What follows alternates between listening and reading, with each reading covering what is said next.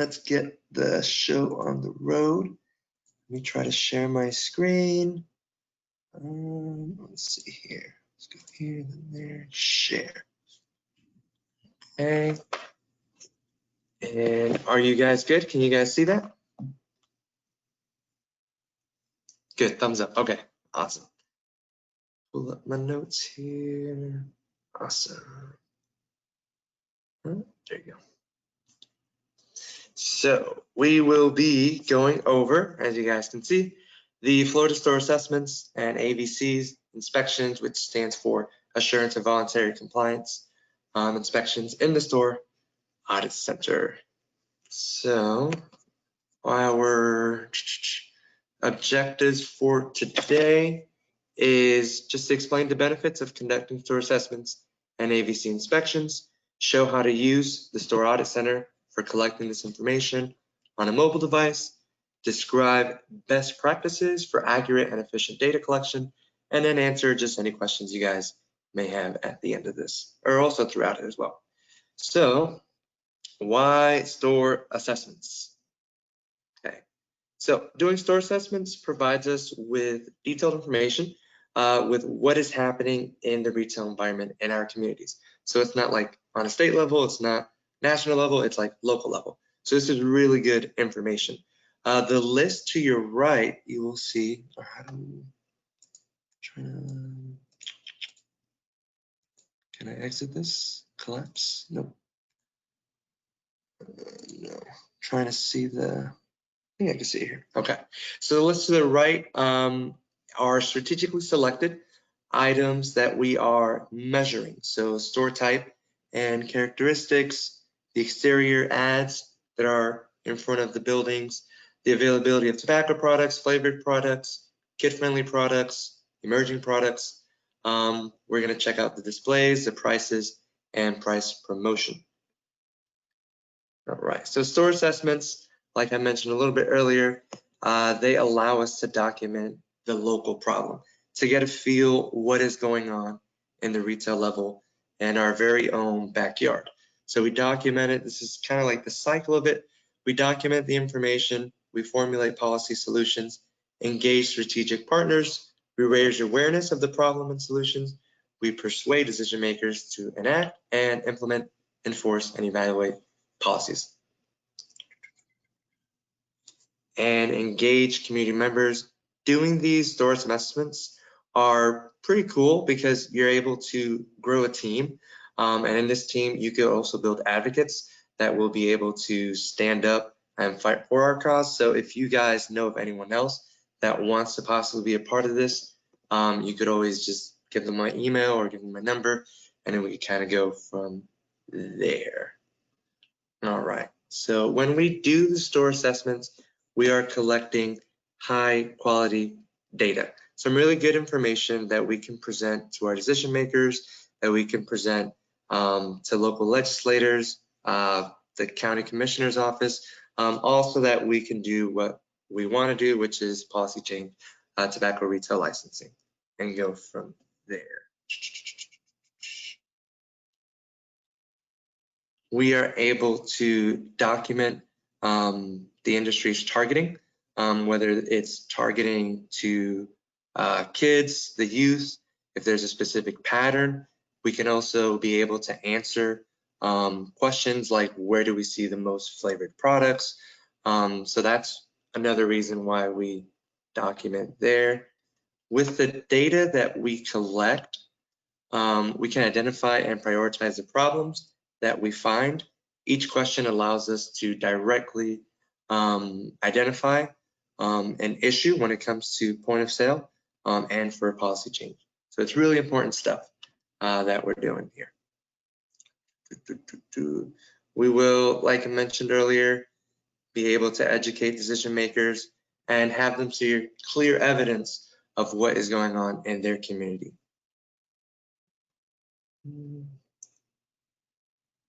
And some really cool stuff when doing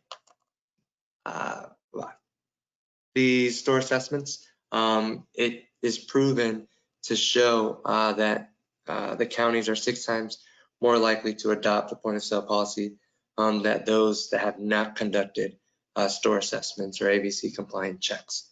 So this increases our odds to get our goal across, which is policy change. Esteban, is that related to the fact that it's just bringing more public awareness of, are we sharing this information out? And yes, we share this information out to our community, to family, to friends. Definitely bring out awareness and then address the need of something to be done on a local level, and that's where our decision makers get to kind of go from there. All right.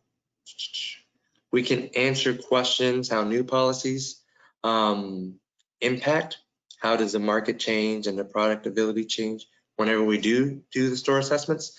As you can see, the before image and the after image. The after image looks amazing. That is ideal, definitely, based off the first one there. But whenever we do these assessments, we're able to see that change and how that impacts the community in a better way and things like that. And that's the healthy corner store piece that eventually we'd love to be able to see us transition into. That would be, yes, that would be amazing. It looks beautiful. All right, so ensure compliances with AVCs. As you can see below, a couple of the different contracts that we have with these specific, whether gas stations or convenience stores or pharmacies. The AVCs are contracts in a local level with the state for stricter compliance that go above and beyond the laws that are required.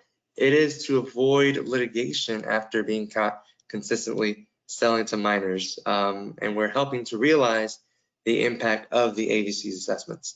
So these stores right here, they weren't doing the best, and so they kind of went a little bit more above and beyond when it comes to things that we check for them. That's fun. You got some new folks on who may not know what ABC is. Oh, ABC, as I mentioned before, is assurance of voluntary compliance. So they have pretty much just stricter things that we're looking for, not just basic level.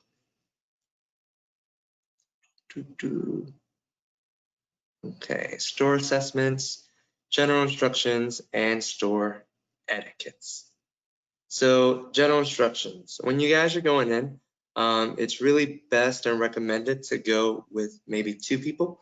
One person can be the spotter looking for the answer to the questions and products, and the other to document the answers on the mobile device or paper, which I highly recommend to go mobile. It's more efficient, and it's kind of more discreet when you guys are going in there, instead of like bringing a whole paper and pen and just, yeah. So mobile, that was definitely a great add-on that they did. Definitely go through regular store hours. Avoid like the morning commute. Avoid like lunch when things are really packed up and busy. You don't want to stand in the way of them making their sales and making profit and things like that. And another thing, leave if you do not feel safe. Leave if you do not feel safe.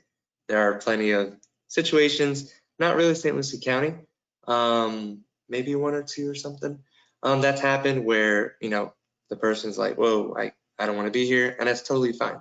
Your safety is our priority. So again, leave if you do not feel safe.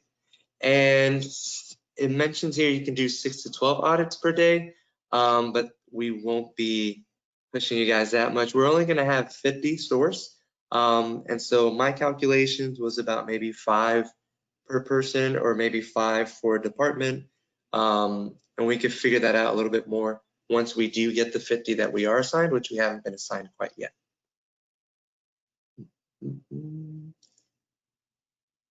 Okay, so general instructions.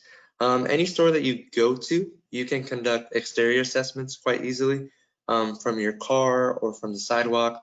For large stores, you don't need to find a manager for permission, but for small stores, it is kind of recommended to ask for permission because it's small, it's tight, and it's kind of awkward if you're just standing there and just looking at the items and everything. and they're just like looking right back at you because it's such a small store. So we have a script for different ways to talk about the project. I think would be the next slide. Or no, this is a store etiquette. But I'll show you the script, and then from there, you guys can adjust it to however you guys want to I have explain a it. quick question, Esther. Yeah. Does the Department of Public Health, do you guys usually send out a letter to let stores know we're doing this ahead of time, or no? Or that's not something that's been done in the past? It has been done in the past, but from what I remember here, there was a letter that, if I just scroll down just a little bit, a letter that we'll be handling to you guys, because if we send these out earlier, it could kind of give them maybe like a little portion of time to hide what they're doing, or just enough time to say, hey, you know what, we don't want to do this. So we'll have these sample letters out for each of you guys, so that if they want something more official, you can present it to them and let them know that, we're here, just to do these assessments and nothing else. I know. My understanding from our training was that generally they don't recommend that you either send them out ahead of time or even walk in and hand it to them. You can certainly, if it's a smaller location where they're going to know that you may not always be there, then you share the information that's in it. And then if they want something more official, you can give it to them. Does that sound right, Esteban? Sounds absolutely right. All right. So, is that good, Juliana? Awesome. All right, so store etiquette. Be aware of store employees, stalkers, and other shoppers. Don't stand in the way of maybe like the fridge, the drink section or something. Give them their space. Avoid standing in front of any one area for a long period of time, and avoid area where workers are stocking the shelves. One thing that worked great for our youth was going in and like recording just a video and just having their phone like on their chest, just so that they're looking for the answers and everything, but if there's something they missed, they can go back in the video, pause it, zoom in, and get whatever information that they're getting. Okay. This is only if you guys want, not something that we're making you guys do. Consider making a purchase. I know for me, and I'm not doing this year. 1 year I got scratch offs, dollar scratch offs, because it's a good, you just buy it, you put it on the table, and you scratch. It gives you enough time to look around.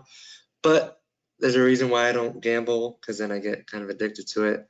I won $20, so that was good, but then I spent all $20 on more scratch offs, and then I won absolutely nothing. So yeah, I'm not gonna do that this year. I'm probably just gonna get gum or mints or anything.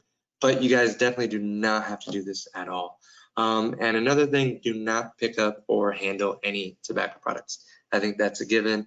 And I think the majority of the stores don't even, it has that gap there where you can't even pick up or handle any tobacco products. All right, and a little script here. Hello, my name is fill in the blank. I am working on a project. If you're working with youth, you can address that. If not, then you don't address it. In our community, where we are measuring the kinds of products that are sold in our stores. Would you mind if I look around? It will only take a few minutes. I will not get in the way of your customers. You guys can just switch it up as you want, whatever makes it more comfortable for you, whatever could slip out of the tongue easier. And if it's a smaller store, they're going to tell that it's going to be tobacco products. So you can just address that from the beginning as well, because you'll be standing right in front of the area where there are tobacco products. So yeah, if anything, you can just address that as well.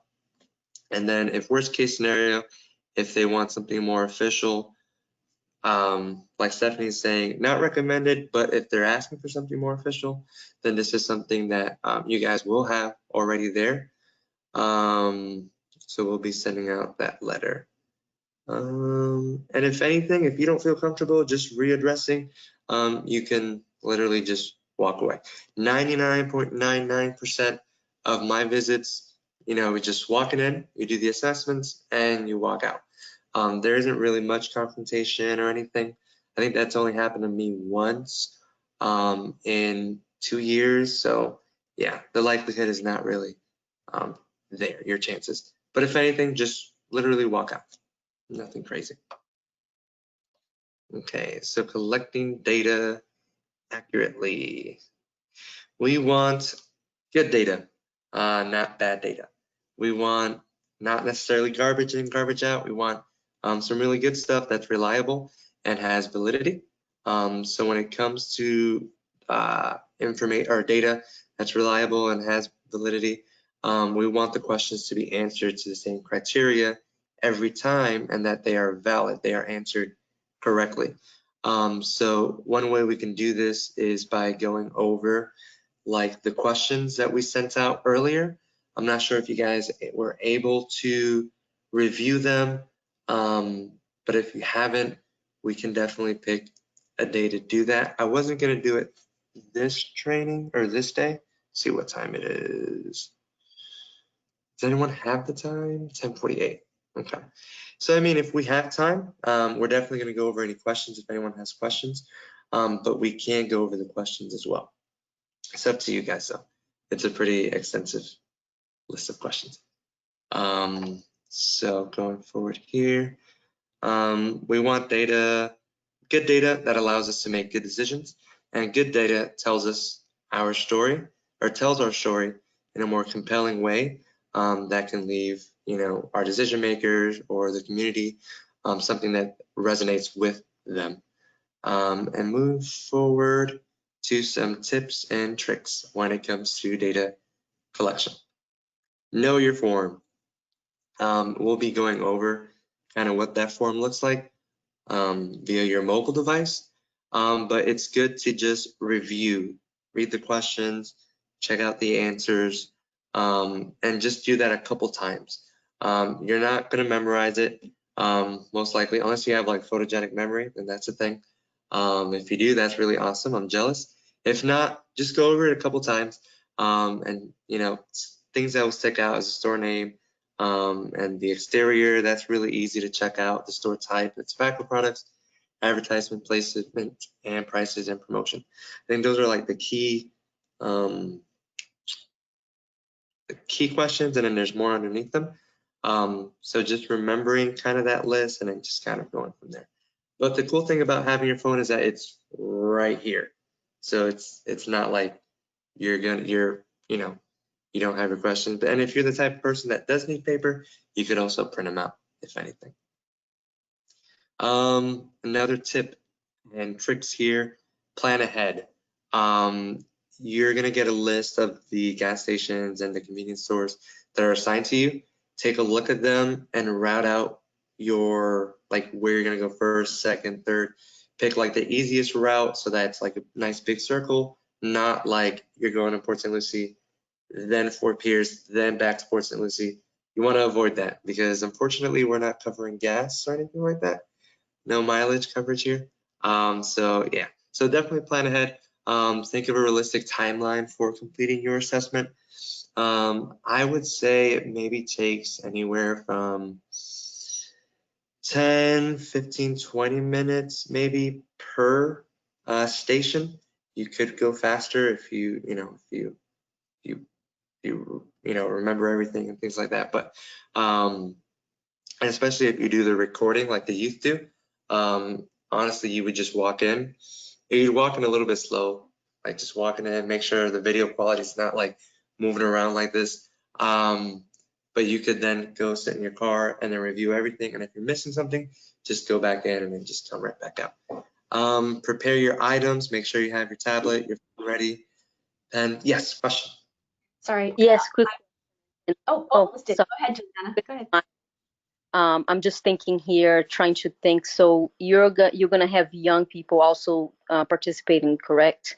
So I'm going to actually take a look and talk with Teresa because I may be able to do mileage reimbursement or maybe gas card or something like that for the young people. And Jenna, does the New Horizons do mileage reimbursement for you guys? Yeah, they do. Okay.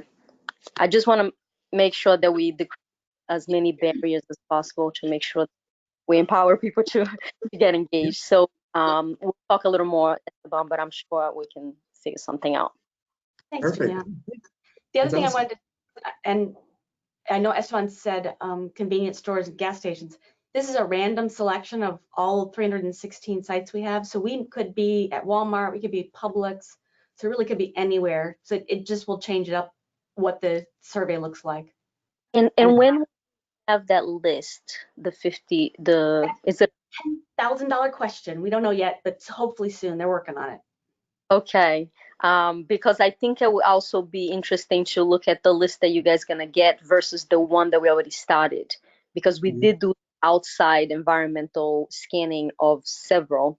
So hopefully there will be just additional goodies that we will have for those stores.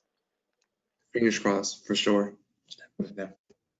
My understanding, and Esteban, correct me if I'm wrong, you've done this more than I have for sure, is that if we have findings that come out that indicate people are not in compliance, they actually send that information to the Attorney General's office and they can make some calls about whether or not they're going to do further investigations. So. Yep. And then they get also, I think, charged, or what's that word called? Fined. Cited or fined, yeah. There you go, for any violations. So that's why it's another reason to be very careful. Make sure it's, the data is like accurate and good, because then you might be finding a store that's actually pretty good. And take that. So this is my first meeting. I do have like a little bit of a question. So we're going to be scoping out like stores that have already made some changes, correct? And we're seeing if they're compliant with those changes. Ooh. No, Esteban, it may help to explain, and I don't want to do it because I'm still new to this whole process, but tobacco licensing that's done at the state level and and then also local ordinances and statewide laws and that kind of stuff to help give them a history of it.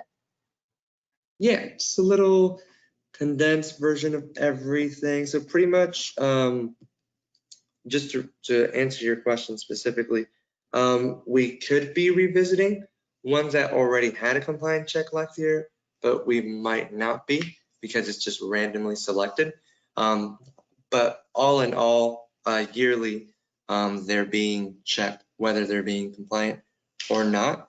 And then with the AVCs, those just have a little bit more to review, which you'll be able to figure out whether or not you have an AVC, because there's a question that specifically asks for the store that you're at. And if you don't find it, then it's not in the AVC's assessments. Cool. Yes, thank you. Cool. All right, so then from there, let's see, prepare your items. Make sure, I would say, have a backup like paper document, because if your phone's not working, if your battery dies, or if there's no signal, maybe you might have to go and switch for paper copy. But I haven't had that issue the time that I've had, but that's just, you just want to make sure, if anything. And practice answering questions. Go out and do 1 or 2 practice assessments before the real thing. So maybe going out with someone that you're working with to complete these compliance checks, and then just kind of go, you guys would both do it and then come back together and then see, okay, are we having kind of like the same answers? Yes, okay. So we kind of know what we're going for. And if anything, you guys can always contact us for any questions, any comments, any concerns, or if you're uncertain, you could always take a picture of something. And again, if you're taking a video, you could always just take a screenshot of it. So we'll pause here real quick for any questions or any more questions. That's good. So Esteban, generally, do you add, I know for at least the practice sessions, have them go in and look at stuff separately and then compare to make sure that we have reliability between the people who are doing the assessments? One more time, sorry. Sorry, when they're practicing or even when they're doing them, do you suggest that you sort of compare notes afterwards, do it separately and then compare notes so that we have, or make sure that everybody's doing things consistently?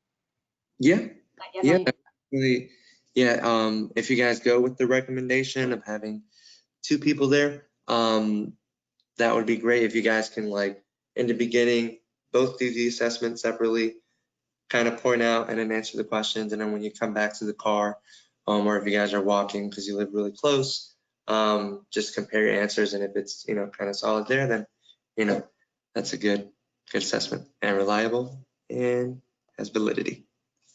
Any questions?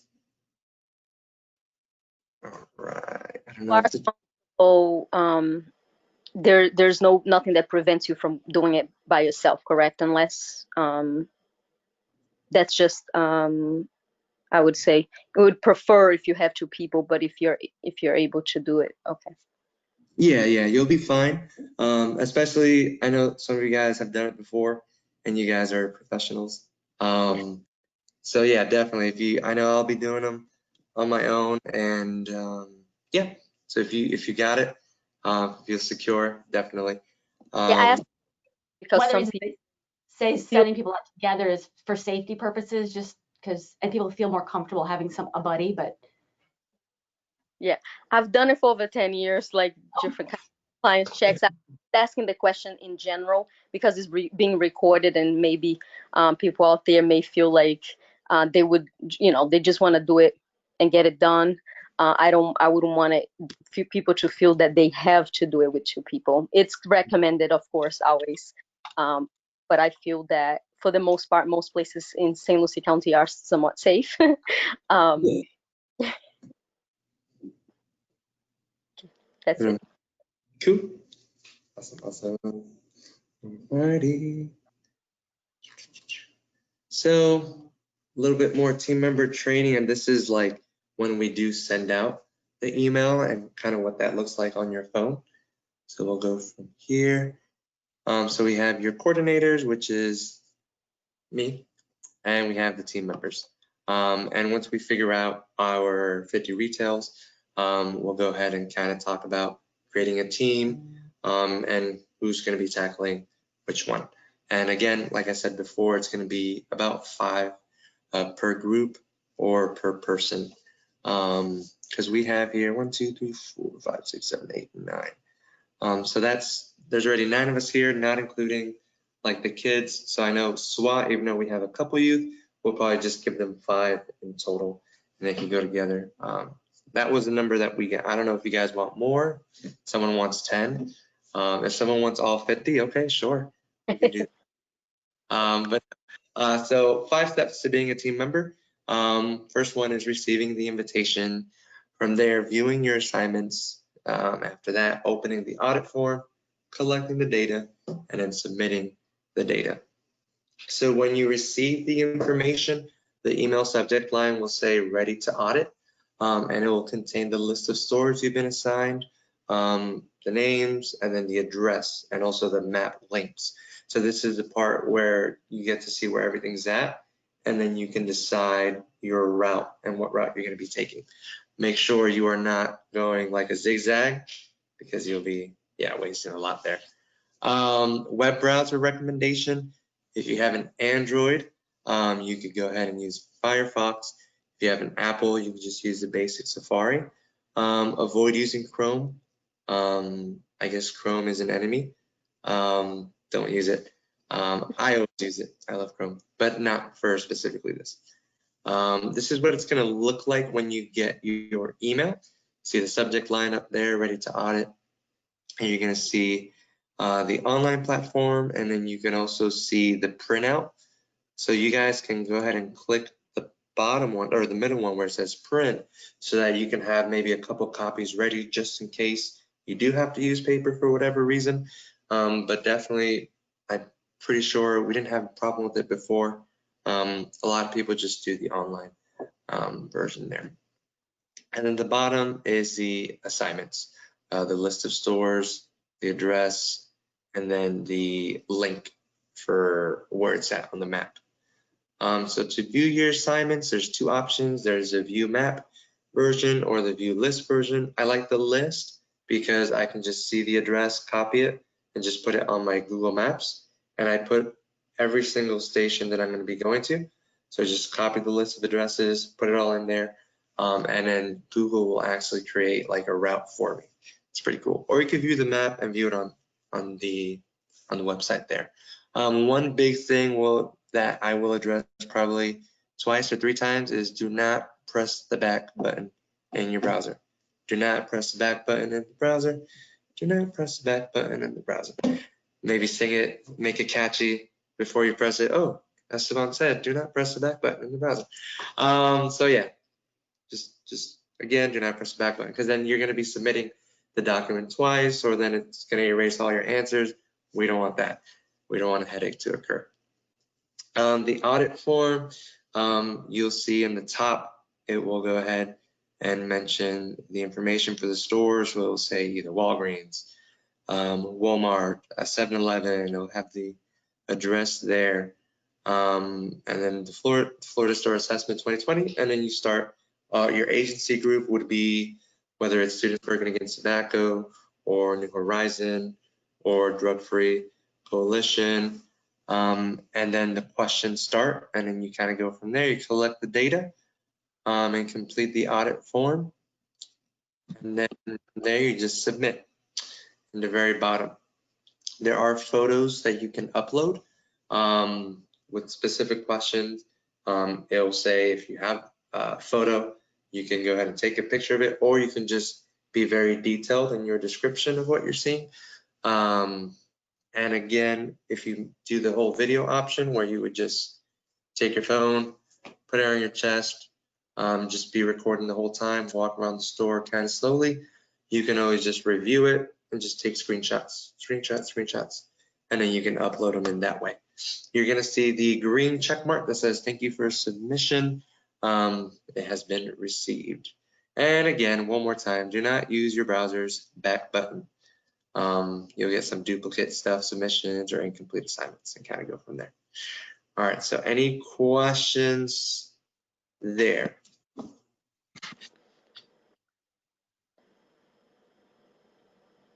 I'll check the chat real quick.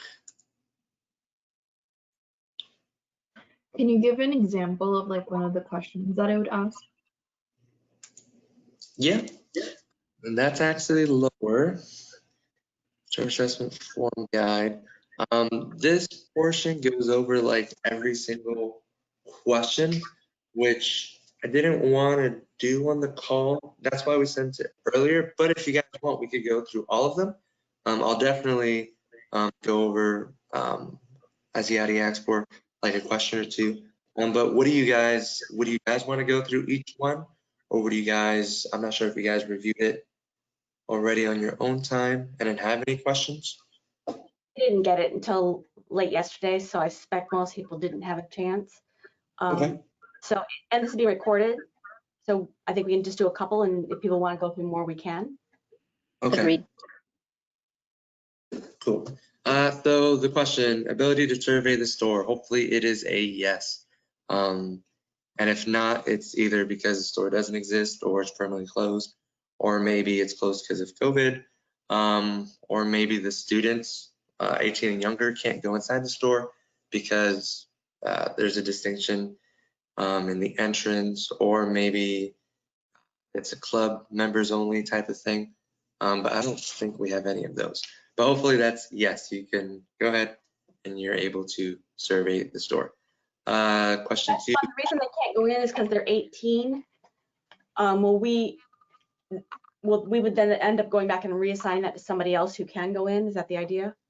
Yeah, but when they're doing it, they would just make that they would answer it in the form and submit it, because we'll be reviewing all submissions. We'll see that, and then we'll kind of move it around from there and reassign.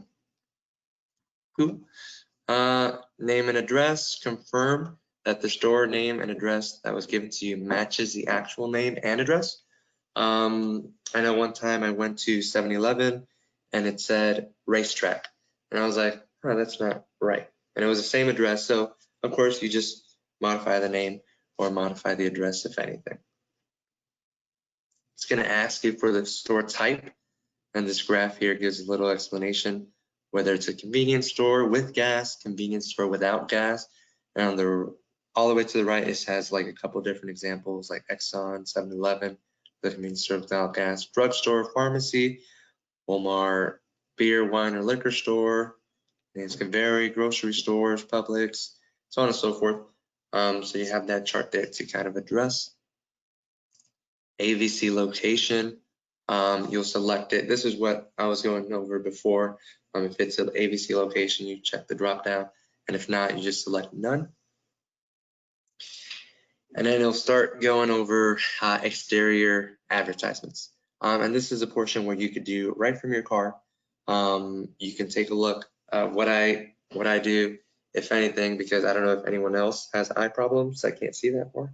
I just go to the camera setting on my phone, and there is a zooming option, and it magnifies times 10. So I'm able to see a lot that way. And on the PDF that we sent a little bit late last night, you'll see, it'll give you examples of where to take a look at, whether it's at the gas pump, whether it's at the parking lot or the sidewalks, and it has some examples here as also. This portion kind of goes over what advertisements are. Its intention is to sell the product. You'll see the brand name or the logo. It will be displayed as a sign or a poster, a banner. It has neon lights. It could be with or without price, and it's definitely printed, not handwritten, but it can have the price handwritten. So it's like a printed material already, and just the price is written in. It's also a thing. Signs that advertise more than one product. As you can see here, Camel, Swisher Sweets, Marlboro. Let's see. These are not included as advertisements. Handwritten promotions, the store name, unbranded references, and even though I kind of don't agree with this, but I mean, at the same time, it's whatever. Product displayed inside that are visible through the window. I think that's a clever way to market, but that would not be considered an advertisement. Yeah, that's because it's not set up by the tobacco company. Is that the? Yeah. So it's a store marketing thing, but it's not an advertisement. Okay. Yeah, but I don't know. For me, that's very, but whatever. It also addresses whether or not the signage is within 500 feet of a school, and you can make your notation there. Whether or not there's a billboard effect. Don't bring a measuring tape. You don't have to bring one. You can just take a look with your eyes. That looks pretty big. Take a picture of it, and we'll kind of go from there. And then the clever side, down on the left-hand side, you'll see a whole bunch of small, different signage making like a big mosaic of tobacco advertisements. That's where I kind of see where this is occurring, but you know, we won't go over that. There's questions there whether or not WIC is accepted or SNAP is accepted. You can also ask the store whether or not it's accepted. Most likely you'll see the signage like the ones in the bottom. If not, you could always ask. And if you don't feel comfortable asking, you can just put no, since there's no signage there. I can keep going through the questions, but what do you guys think? Are you guys feeling okay right now?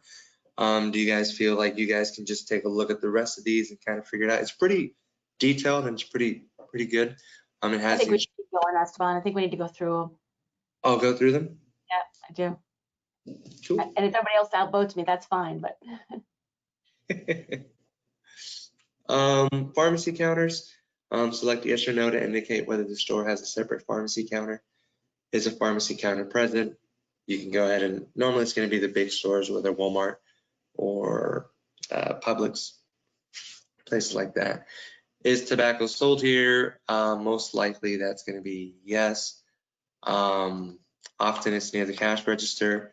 Even if they're out of stock, but you still see the boxes, that is still yes, it's being sold here. They're just out of stock. Walk around the store because sometimes it's not. Yeah. Like, Stock. I'm just joking. I wondered, do they ever go out of stock? Water go out of stock. oh, yeah. I mean, hey, that's the goal, right? Sell all their products out. And then sometimes advertisements are visible, but products are not. Products might not be visible if they are covered display case. But in that case, yes, they're still being sold there. Tobacco display. Can a customer pick up a tobacco product without clerk assistance? That's normally no. I think I've only seen one. And it was a mom and pop shop. But normally that's a no, but definitely walk around the store. Don't just stay in the front, just to make sure it's not being sold anywhere else. And if it can be picked up without clerk's assistance. I have a quick question. Yeah. Are all these questions going to need like a description or just most of them? Most of them, not all of them. Some of them are just yes or no, yes or no, yes or no. So But then recommend taking a picture of everything just to be safe. yes, and that's why I like the whole video concept, because you don't have to constantly just you just Okay. record and then screenshot right after. Yeah, good question. It's another good reason to take two people, because then once you are sure you guys are scoring the same, then one of you can do the video and one person can do the entry on it. So it's Yep. a little bit less obvious that you're walking around with the camera held to your chest. Exactly. Juliana might have some other suggestions. If you've been doing this for 10 years, you've been seen it all. Yeah, Juliana probably has glasses with cameras that sticks out right there, so everything's being recorded. I actually do. What? I have That's those. cool. I do have one of those. Oh my gosh, that's awesome. Might check out how much that is on Amazon. Might make life easier. Moving forward, can a customer pick up cigarette papers, pipes, or other tobacco paraphernalia items without the clerk's assistance? And you can see on the right-hand side what I have a hard time saying this word. Paraphernalias. Paraphernalias. There you go. Awesome. What that's included, and if yes, provide a description or an image. You kind of avoid typing out a description if you have an image. So definitely take photos to make it go by a little bit quicker. Let's see. Tobacco displays. Are all tobacco products displayed in a single area of the store? If no, please provide a description or an image. If yes, please provide a description or image. And normally this is like the power wall, so the very where you're checking out, where the cashier's office is. You just take a picture, right there, or again, the video. Are tobacco products available for purchase in vending machines? I've never seen that here. So that's probably gonna be a no. So there's some questions that's like, that once you do a couple of them, you can see that it's always gonna be a, nope, check, check, check. But you still wanna make sure, so take a look around the store and kind of go from there. Tobacco displays, tobacco lookalike products offered for sale. So this would be candy or the chew gum that kind of is a lookalike of tobacco products. You can see that the Jerky Chew original, of course there's chew tobacco.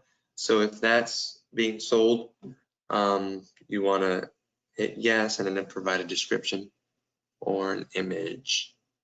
Tobacco displays.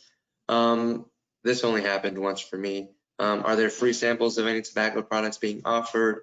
One free pack, that's a violation. Buy one, get one, not a violation, unless the free pack is for a coupon for a free pack that can be used later. If anything, if you're not sure, you can just take a picture and kind of go back to it, or again, the whole video option there as well. So if it's a coupon for a free pack later, that is a violation? Yes. Yes, yes, yes. Because technically it is a buy one, get one free, just not right there and there type of thing.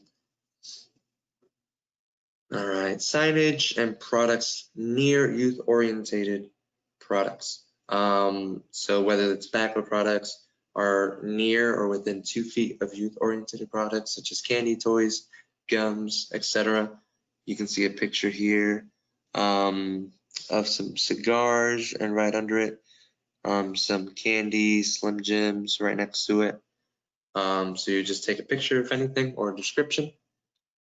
Ads within 3 feet of the floor, or any tobacco ads within 3 feet of the floor.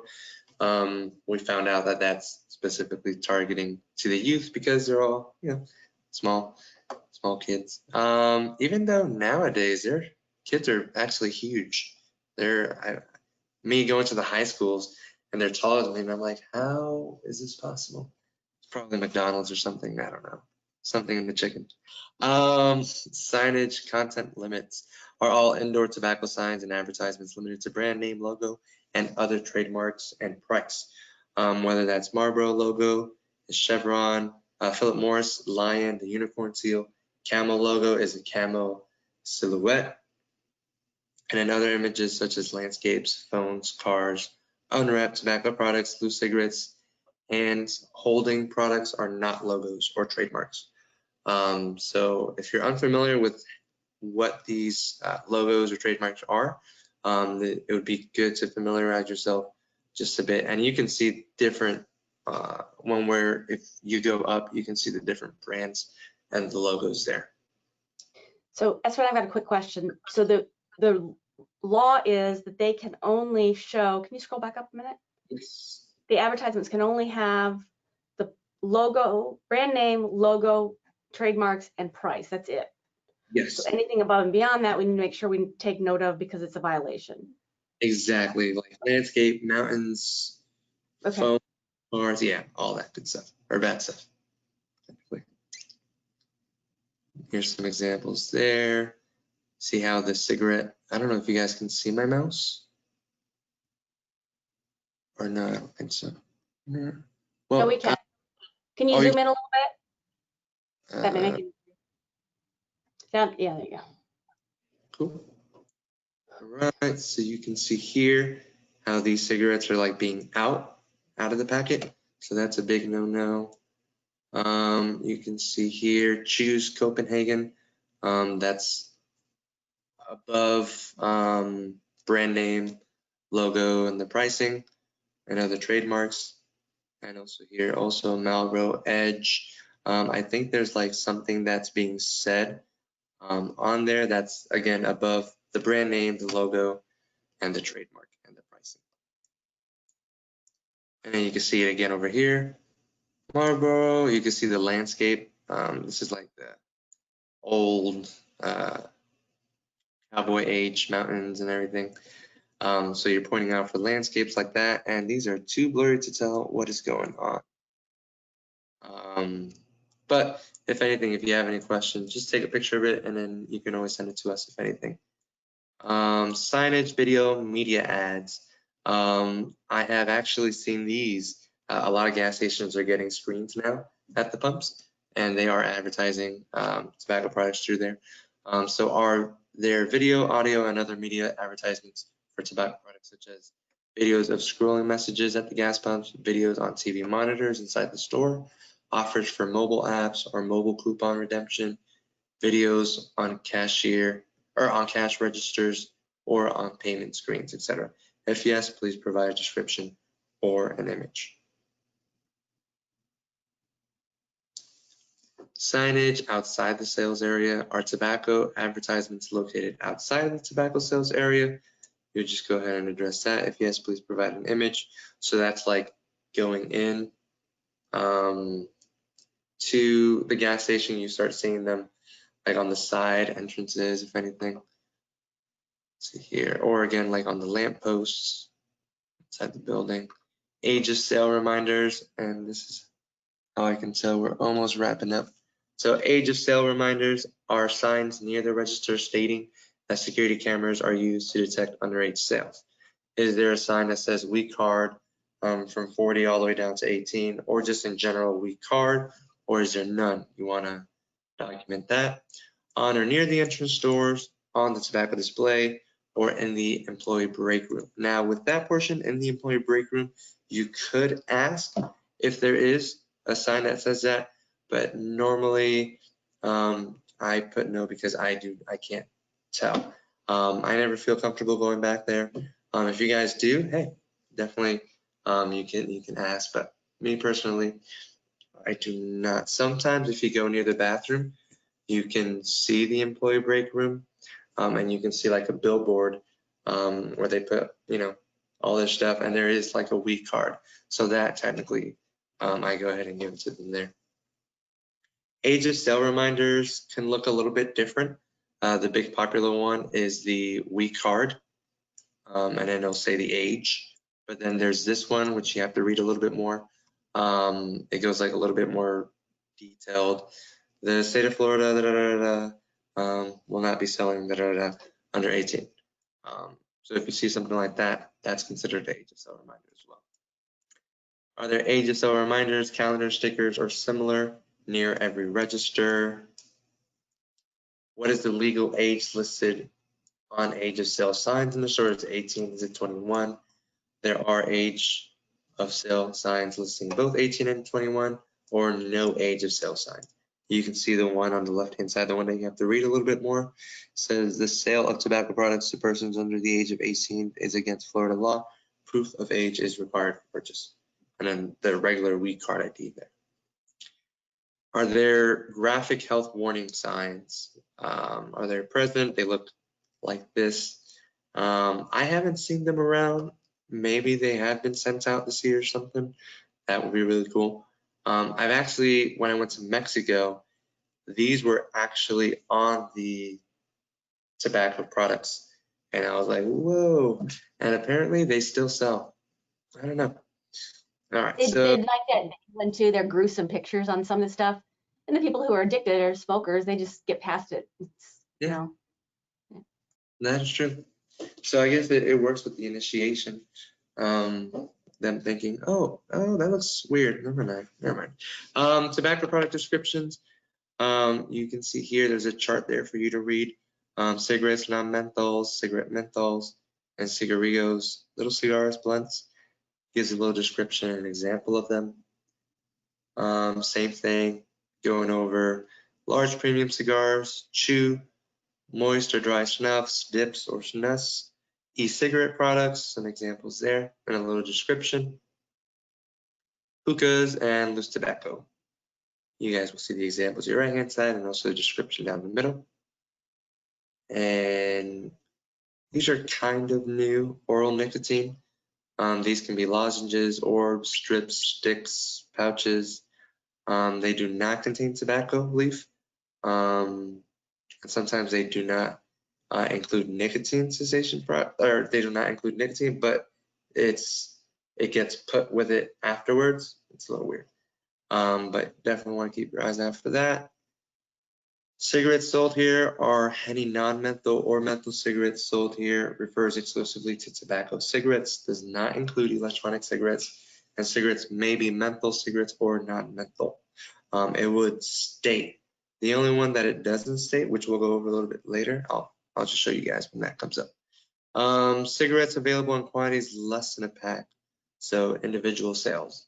Is that a thing? If yes, please provide a description or image. And I believe this is kind of like a new one, a new question that they asked, which makes it just a little bit more difficult, more kind of like you have to zoom in with your eyes. Cheapest advertised price for a cigarette pack. You're gonna have to kind of look, maneuver through the store to see and enter the cheapest advertised price for a single cigarette pack. Record the cheapest price to buy 1 pack of cigarettes, could be menthol or non-menthol. If the price is not available, leave the field blank. And do not try to do math. If you see like a whole pack that's for sale, that's discounted, it's just what's advertised, which one's the cheapest advertised price. And don't add taxes or anything like that, just what's advertised. Cigarette price promotion. Are there any cigarette price promotions? You can see them like right on the packets or a sign on them. Price promotions are signs or package labels that indicate sale, discounts, or limited, time limited, or trial offer, and they can be handwritten. Do not need to know difference between special price and multi-pack discount price promotions. Look outside the store on windows, doors, side of buildings, or sidewalks for price promotions if none are visible in the store for a tobacco product. You can see some examples here to your left. Price promotions are not cigarette carton deals, signs that have statements like low price, everyday, low price, value brand, great price, or best price. Just any sign with a price is not a promotion because it is only displaying the everyday price of the item and doesn't have words associated with a special price like reduced price or something. And you might have to just kind of go over these two a little bit again just to make sure. Menthol cigarettes are sold here. Menthol is the only flavored cigarettes permitted by the federal law, typically green packs, but may come in other colors. Include cigarette with menthol capsules. And then you have to notate which are the cheapest advertised price for a menthol cigarette pack. And same rules apply from the last time. Don't do math and don't add taxes.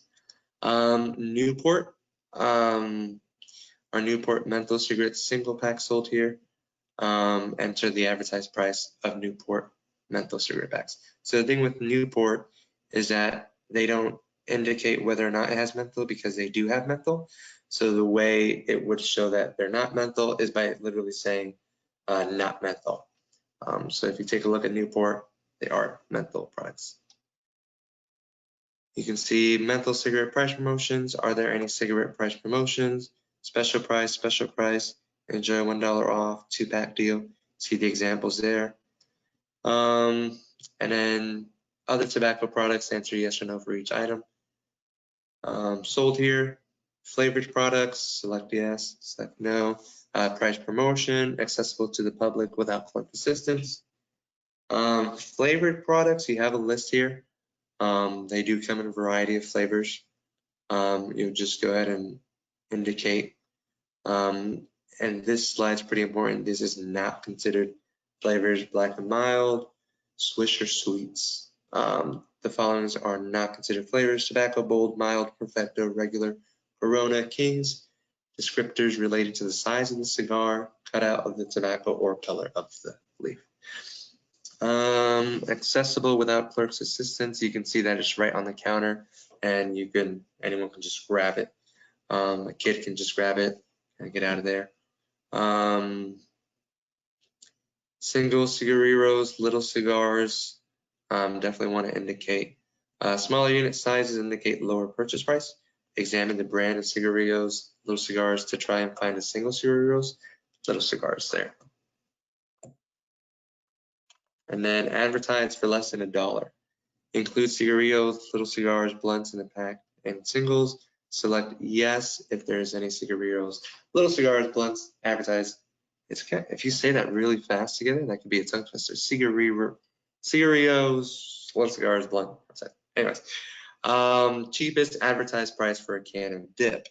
So you got to take a look there. What's the cheapest advertised price for a can of dip? And you have to, of course, check if it's even sold there to begin with. Same instructions as before. Don't do math, don't add tax.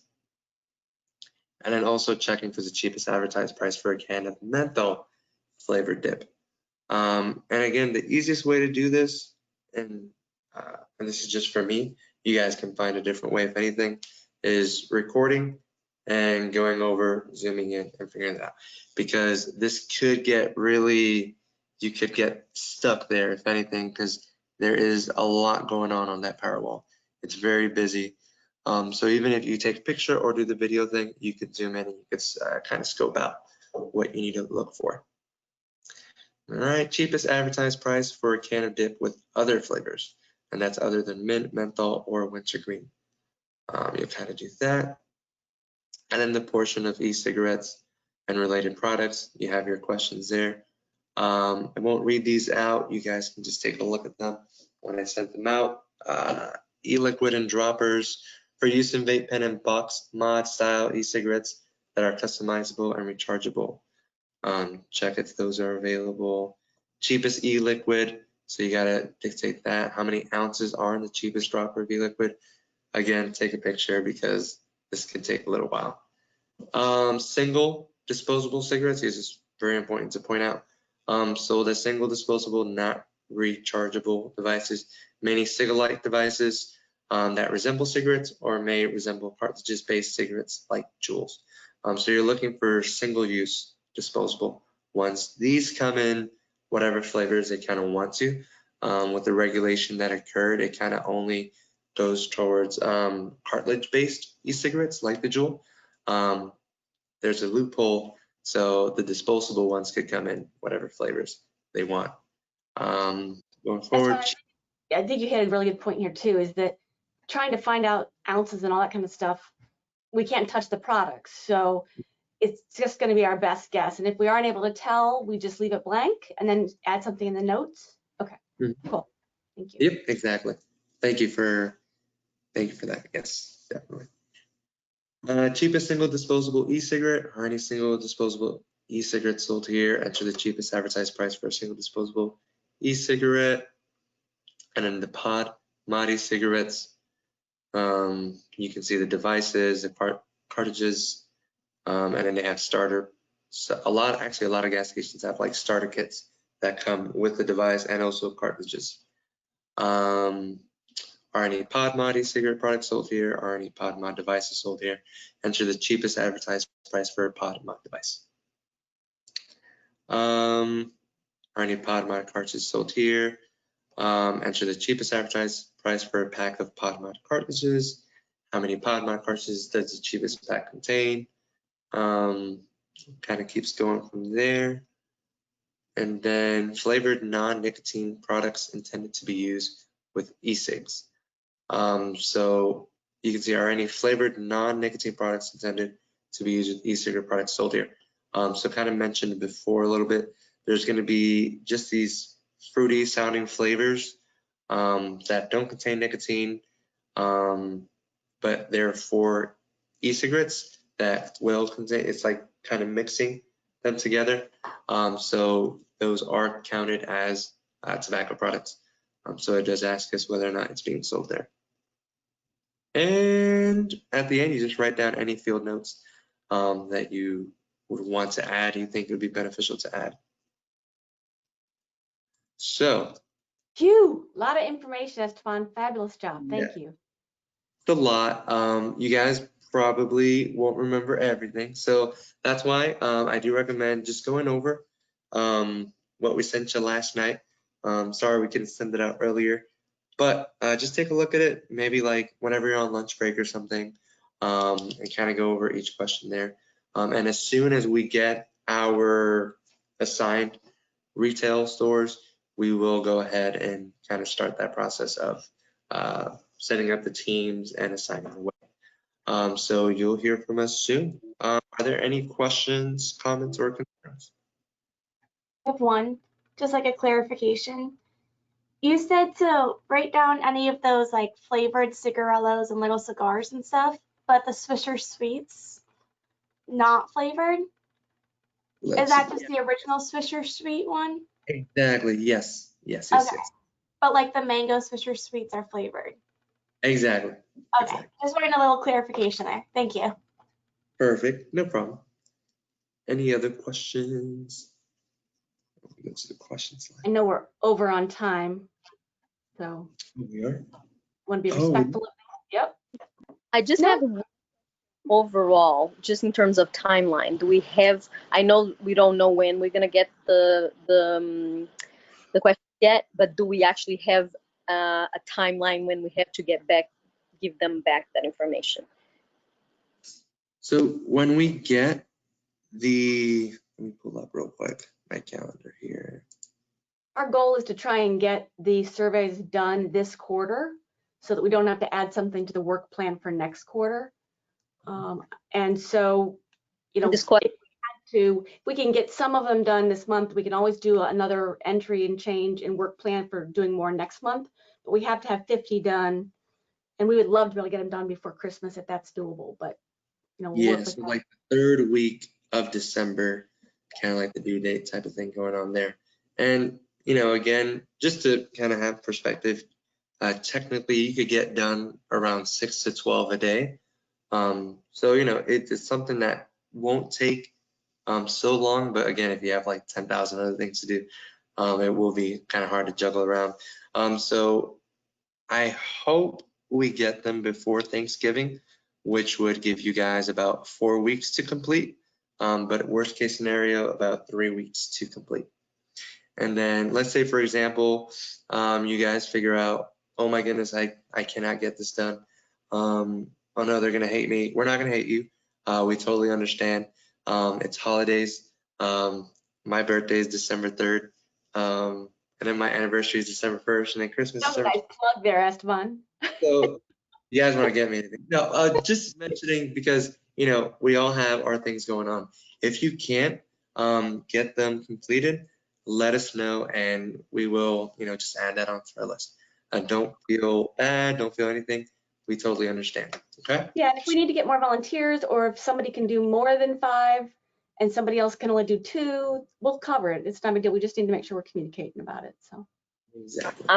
The last question you don't have to answer, but it's just something that I feel that probably it would be helpful to have, would be on a timeline that we would like to see the healthy corner store transformation piece. And the reason why I'm saying this is, and I don't know, Stephanie and Esteban, if Serena shared with you the pictures of the assessments that we had completed. So I have used that as a way to share with the community. I actually presented to the roundtable, and that was well received. So you can actually put it on your accomplishment there, that we already given the roundtable a good understanding of the environment of our corner stores.